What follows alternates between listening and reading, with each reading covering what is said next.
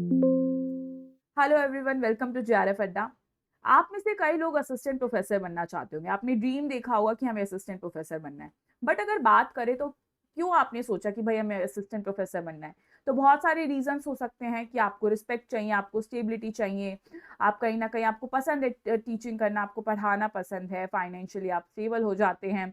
इसी के साथ इस आपको क्या होता है, आप जो करियर है आपका उसमें ग्रो करते हैं और स्टूडेंट्स वेट करते हैं आपको सुनने के लिए लेक्चर हॉल के अंदर। तो बहुत सारी चीजें होती है, ठीक है, आप अपनी लाइफ में ग्रो कर जाते हैं।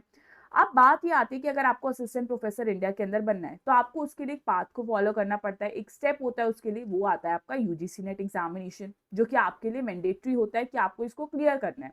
तो अगर आप इंडिया के अंदर असिस्टेंट प्रोफेसर बनना चाहते हैं तो इसको क्लियर करना मैंडेटरी बन जाता है। अब बात ये आती है कि अब सिंपल सी चीज है। अब अभी क्यों मतलब है, ये जो सेशन है इसको क्रिएट करने का यही सेशन है कि आपके पास अब बहुत सारी अपॉर्चुनिटीज आने वाली हैं असिस्टेंट प्रोफेसर बनने के लिए। फॉर एग्जांपल आरपीएससी के जो फॉर्म्स है वो रीओपन हो चुके हैं। इसी के साथ यूपी के अंदर आप देखोगे तो जो आपके फॉर्म्स फिलिंग है वो चली रही है, ठीक है। मध्य प्रदेश हो गया, बिहार हो गया, झारखंड हो गया, इसके अंदर भी न्यूज आ रही है कि बहुत जल्दी वैकेंसीज आपको देखने को मिलेगी। तो अब ये वो वाली सिचुएशन है जिसके अंदर आपको असिस्टेंट प्रोफेसर तो बनना है, बट आपके पास यूजीसी नेट एग्जामिनेशन नहीं है। अब इसको क्लियर करने के लिए आपके पास मौका भी बहुत पास में है। दिसंबर में, आपको पता है दिसंबर 2025 में अगर आप यूजीसी नेट को क्लियर कर लेते हैं तो आप ये सारे एग्जाम्स को जो है फिल कर पाएंगे, आप असिस्टेंट प्रोफेसर बन पाएंगे। बट यहाँ पे मेन चीज क्या आती है, अब बहुत सारे स्टूडेंट्स हैं जो ये सोच रहे होंगे कि अब तो सिर्फ 3 मंथ्स बचे हैं, तो हम किस तरीके से सारी चीजों को यहाँ पर हैंडल करेंगे, बैलेंस करेंगे। तो मैं यही बोलूंगी कि भाई अगर आप लोग ये सोच रहे हो कि ठीक है हम फिर एक काम करते हैं, हम नेक्स्ट साइकिल के अंदर 6 महीने का और एक्सटेंड कर लेते हैं। नेक्स्ट साइकिल के अंदर हम क्या करेंगे, जब असिस्टेंट प्रोफेसर बनने के लिए सोचेंगे, जब हम यूजीसी नेट एग्जामिनेशन को क्लियर करेंगे, जब हम एलिजिबल होंगे। बट इसमें सिंपल सी एक चीज है, बहुत प्रैक्टिकल सी चीज है। आप, ये जरूरी नहीं है ना कि 6 महीने बाद आपको जो अपॉर्चुनिटीज अभी आने वाली है आपको 6 महीने के बाद भी देखने को मिलेगी।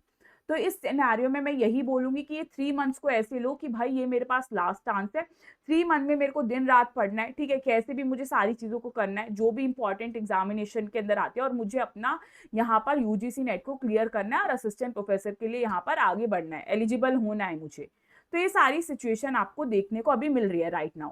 अब मैं यहाँ पे ये बोलूंगी कि अब अगर हम बात करें सिंपल सी कि हिस्ट्री की कट ऑफ पे अगर हम जाए, ठीक है, तो जब हम हिस्ट्री की कट ऑफ पे जाएंगे तो इस बार आप देखोगे जब हमने जीआरएफ की बात करते हैं तो आपका 90 क्वेश्चंस की अगर बात करूं, 90 क्वेश्चंस पे इस बार जीआरएफ हो गया था जनरल कैटेगरी का।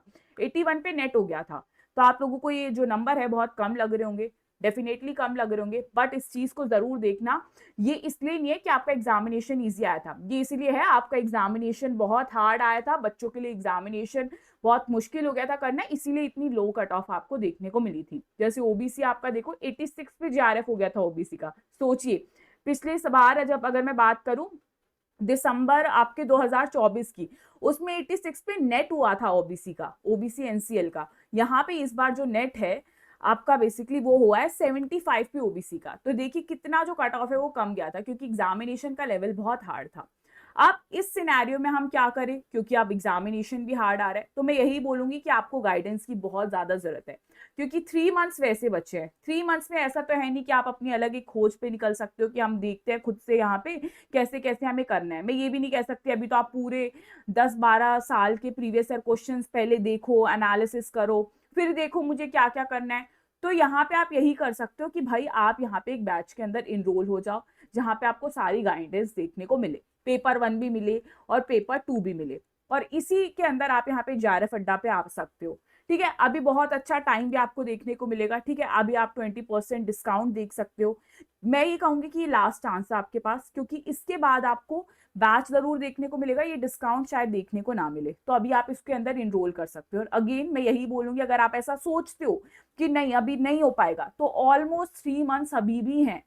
ऑलमोस्ट 3 मंथ में क्या नहीं हो सकता, सब कुछ हो सकता है। अगर आपके मन में जिद है कि हाँ मुझे असिस्टेंट प्रोफेसर बनना है, मुझे ये आने वाली अपॉर्चुनिटीज को नहीं जाने देना, तो डेफिनेटली सब कुछ हो सकता है।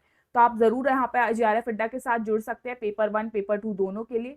यहाँ पर कॉम्प्लीमेंट्री आपको पेपर 1 पेपर 2 देखने को मिलता है, इसी के साथ हैंड बुक्स देखने को मिलती है, अप टू डेट कंटेंट होता है उनके अंदर, प्रीवियस ईयर बुक्स देखने को मिलते हैं जिसमें लास्ट 5 ईयर के डिटेल सॉल्यूशन आपको देखने को मिलता है। और आपको गाइडेंस प्रोग्राम्स भी देखने को मिलते हैं, आपका यहाँ पर काउंसलिंग सेशंस भी होते हैं। हिस्ट्री के लिए आप मुझसे कनेक्ट कर सकते हैं। यहाँ पे बहुत सारे स्टूडेंट्स मेरे साथ हिस्ट्री से जुड़े हुए हैं, वो प्रिपेयर कर रहे हैं अपना दिसंबर के लिए, तो आप भी यहाँ पर पार्ट बन सकते हैं जेआरएफ अड्डा की फैमिली का, और ये टीम का नंबर है, आप यहाँ से डेफिनेटली कनेक्ट कर सकते हैं। तो बिल्कुल टाइम वेस्ट ना करें, एंड मैं यही बोलूंगी कि जल्दी से अपना प्रिपरेशन स्टार्ट करिए। जो अपॉर्चुनिटीज है असिस्टेंट प्रोफेसर बनने की, उसको अपने हाथों से मत जाने दीजिए। तो थैंक यू सो मच, और इसी के साथ हैप्पी नवरात्रि।